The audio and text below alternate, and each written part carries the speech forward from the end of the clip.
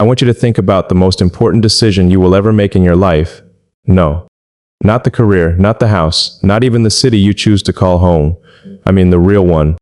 The one that doesn't just change your address or your bank account. The one that changes your soul. Vania, I'm talking about the person you choose to stand next to, eh? The one who gets to see you when the lights are off. The one who gets your last name and the first look at your brokenness. Because here is the truth. And it is a terrifying one. We walk into that decision blind. We think we are choosing with our eyes open, with our hearts clear. But we're not. Bendy, we are all walking around with a blindfold on, thinking we can see, thinking we know what we want, thinking we know who fits. We are so sure that we have the map, when in reality, we're just feeling the walls in the dark. I thought I knew. I swear to you, I thought I had it all figured out. I had a list. You know the list. The physical things, the hobbies, the job, the laugh, the way she looked at me. I had painted a picture of my future wife so clearly in my head that I could have thrown her from memory. But here's the thing about the pictures we paint. They are never the real thing. They are fantasies. And fantasies are safe. They don't wake up with morning breath. They don't have bad days. They don't challenge you. They just sit there, perfectly still, perfectly quiet, perfectly yours. But a real woman, a real wife, she has a voice. She has a past. She has a presence that you can't control and a heart that you can't fully predict. And I was ready to marry a painting. I was so ready. I had the ring picked out. I had the date circled. I had the words prepared. I was going to get down on one knee and ask a woman to spend the rest of her life with me.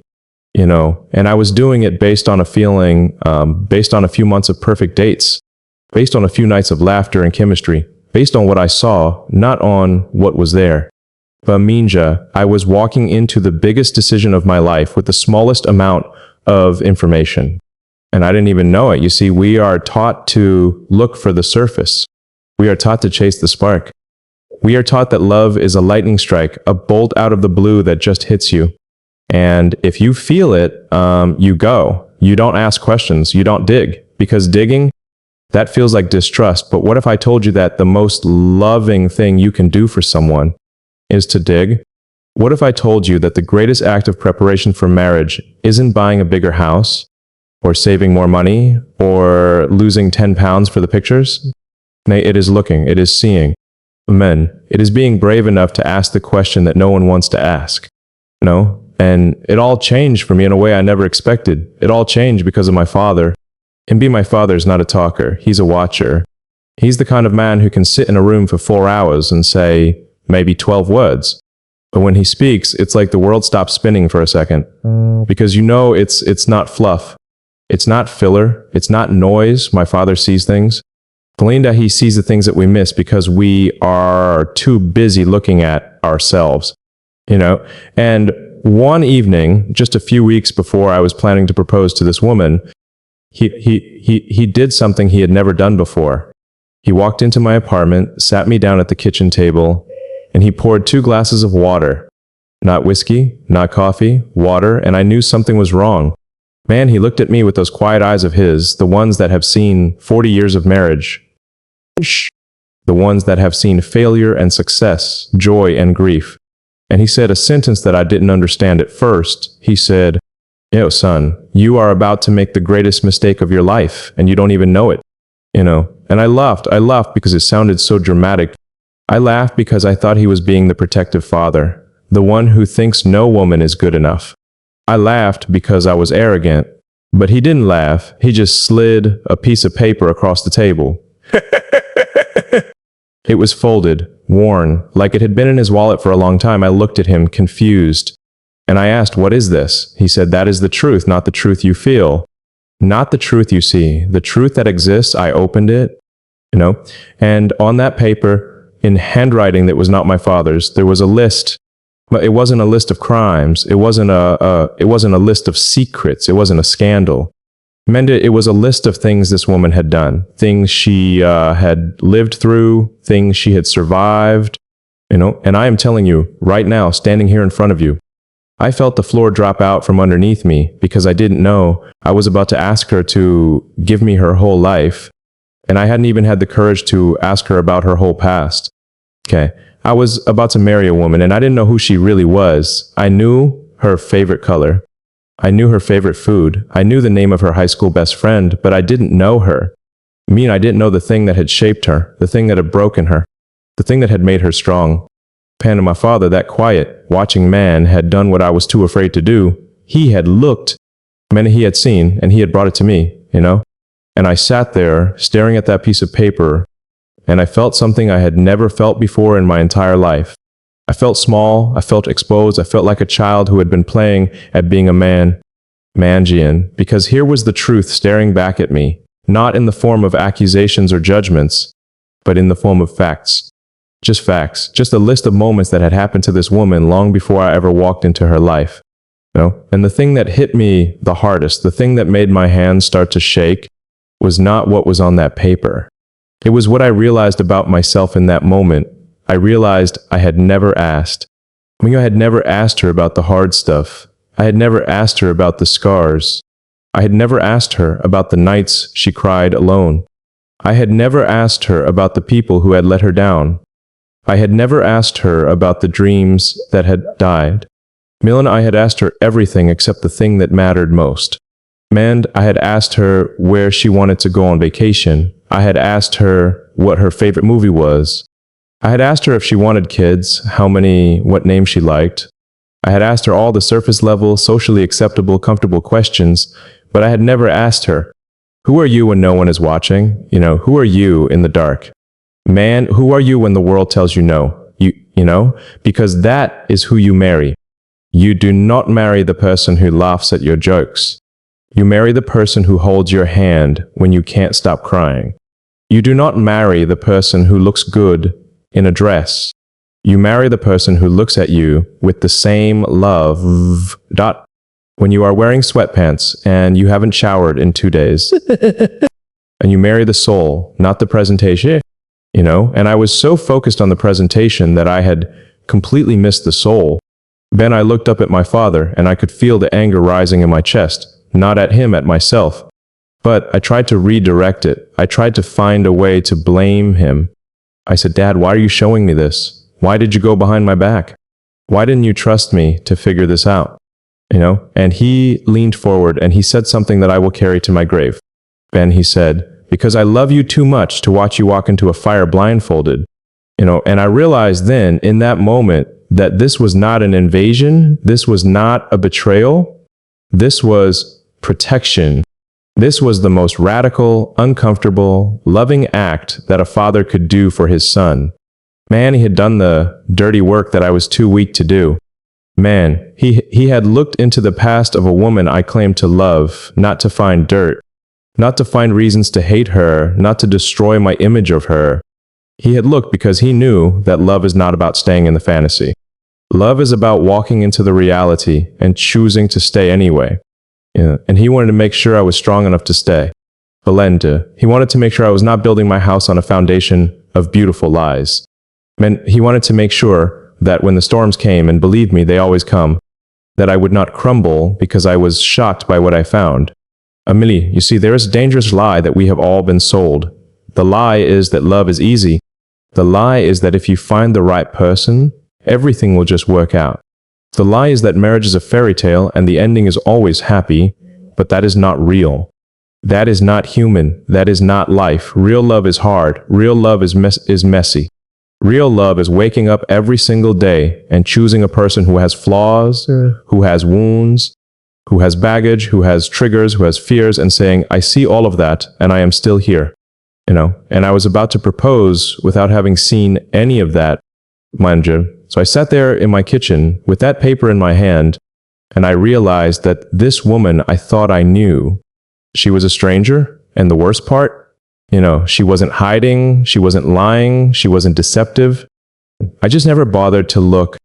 I was so consumed with my own feelings, my own excitement, my own checklist, that I never gave her the space to be fully known. I never gave her the invitation to be fully seen, and that is the most selfish thing a person can do. To love someone only for what they give you, not for who they actually are. Pimendia. So I did the hardest thing I have ever done. I canceled the proposal. I didn't break up with her. I didn't run away. But I put the ring back in the drawer, and I called her that night, and I said something that scared her. The Majan, I said, we need to talk, and I need you to be honest with me. And I need you to know that no matter what you say, I am not going anywhere. But I need to know you. And she paused, and I could hear her breathing change. I could hear the fear in her silence, because we all know, don't we? We all know there are parts of us we hide. We all know there are stories we bury. We all know there are wounded so we paste smiles. We all know there are wounds we paste smiles over. You know? And when someone suddenly says, I want to see all of you, it is terrifying to lens, because what if they don't like what they see? What if they leave? What if they realize we are not who they thought we were? You know? And I realized in that moment that I had been asking her to expose herself to me while I had kept myself perfectly. I had kept my own walls up. I had kept my own secrets safe. I had never let her see the mess inside of me, and that is not love. That is a transaction. Man or love is not two people standing on opposite sides of a fence, waving at each other. Love is two people tearing the fence down, rubble and all, and building a shelter together out of the debris. Man, so I started to talk. I started to tell her about me, the real me, the scared me, the me who was terrified of failure, the me who had been hurt before, the me who didn't know if he was good enough. And I told her that I was ready to hear her story. And she cried, because no one had ever asked her that before. She cried because she had been carrying the weight of her past alone, thinking that if anyone ever found out, they would leave. She cried because she was so used to performing, so used to being the version of herself that people wanted to see, that she had forgotten what it felt like to be truly known. And in that moment, everything changed, not because we fixed anything, not because the past disappeared, not because the pain vanished, but because we finally stepped into the light, And stepping into that light was the most terrifying and the most liberating thing I have ever done. Because for the first time, I wasn't standing in front of a woman I was trying to impress. I was standing in front of a woman I was choosing to understand. And there is a world of difference between those two things. We talked for hours that night, hours that turned into days, days that turned into weeks. We canceled our fancy dinner reservations. We stopped going to the movies. We stopped doing all the things that couples do to distract themselves from the hard work of actually connecting. And instead we just sat. We sat on the floor of my apartment, sometimes in silence, sometimes in tears, sometimes in laughter that was so raw it hurt. And piece by piece she started to unfold. Ellen Bandius. She told me about the father who left when she was 7 years old. She told me about the mother who had to work 3 jobs just to keep the lights on. She told me about the years she spent taking care of her younger siblings, years that should have been spent being a kid but were stolen from her by circumstance. She told me about the relationship that had broken her in her 20s, the one that made her doubt her worth, the one that made her believe she was unlovable. Lumba, she told me about the dreams she had given up, the ones that felt too big, too impossible, too far out of reach. She told me about the nights she had cried herself to sleep, not because she was sad, but because she was exhausted from pretending to be okay. And as she spoke, I saw her differently. I didn't see the woman who looked perfect in a photograph. I saw the warrior who had fought battles I couldn't even imagine. I saw the survivor who had crawled through the mud and somehow still found the strength to smile. I saw the human being behind the performance, and I fell in love with her. Not the idea of her, not the fantasy, not the projection, but the real, flawed, beautiful, complicated, broken, resilient, magnificent woman who was sitting right in front of me. And here's the thing that I learned in those weeks. Something that I wish someone had told me a long time ago.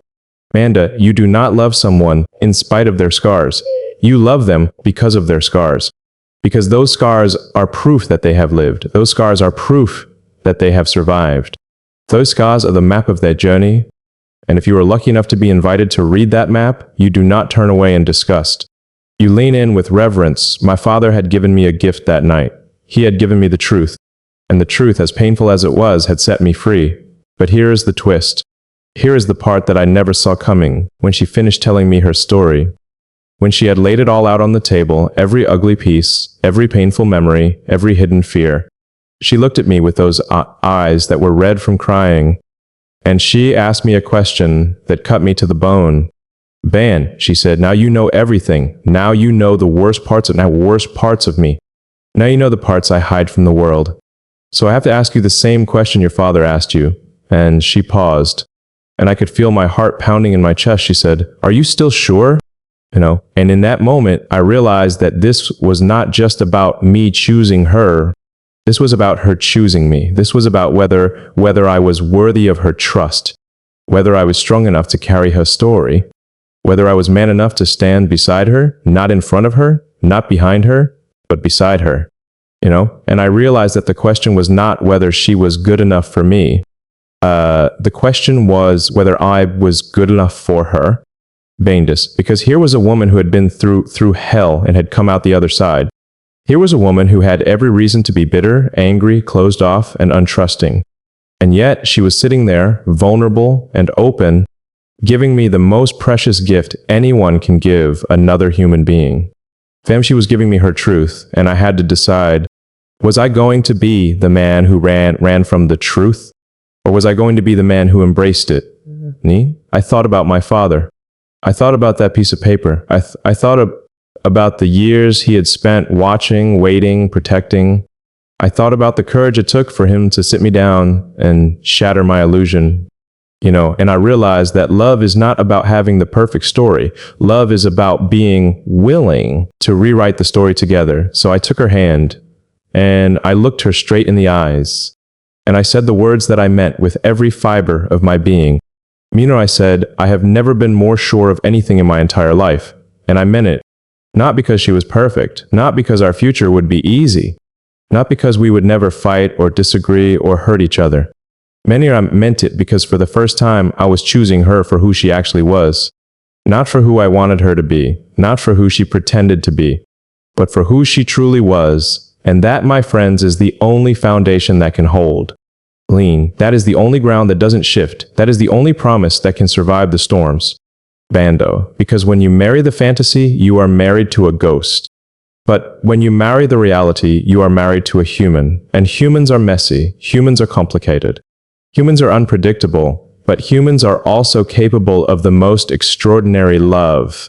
And I am telling you this story tonight, standing here on this stage, not because I want to impress you with my wisdom. Not because I think I have it all figured out. I don't. I am telling you this story because there are so many of you out there who are about to make the same mistake I almost made. You are about to commit your life to someone you have never truly seen. You are about to build a house on sand. You are about to say I do to a stranger. And I am begging you from the deepest part of my soul, look deeper. Ask the hard questions. Be brave enough to be uncomfortable. May ask, because the person you are going to marry has a story. A real one, a painful one, a beautiful one. And if you are not willing to hear that story, you are not ready to be their partner. You are not ready to be their safe place. You are not ready to be their refuge. You are not ready to be their home. And if you are sitting here tonight and you are already married and you realize you never asked those questions, it is not too late. It is never too late. Go home tonight. Go home and sit down with your spouse and start the conversation you have been avoiding. Start the excavation. Start the healing, because love is not about finding someone who completes you.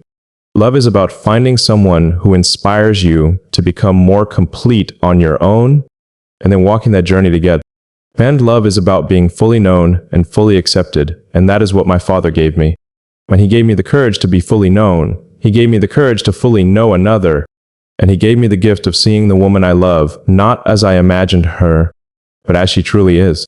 And I can tell you right now, she is more beautiful than any fantasy I could have ever painted. So I did not run, I did not hide, I did not retreat back into my comfort zone. I went to the drawer, I pulled out that ring, and I asked her the question that mattered, not the one that sounded pretty in a movie. Many asked her, will you let me spend the rest of my life learning who you are? And she said yes. She said yes because I had finally seen her and she had finally seen me. And that right there is the only thing that lasts. That is the only thing that matters. Bands, that is the only thing that refers to passions. That is the only thing that will ever make you truly, deeply, unshakably happy. The truth, the whole truth, and nothing but the truth. So help me God.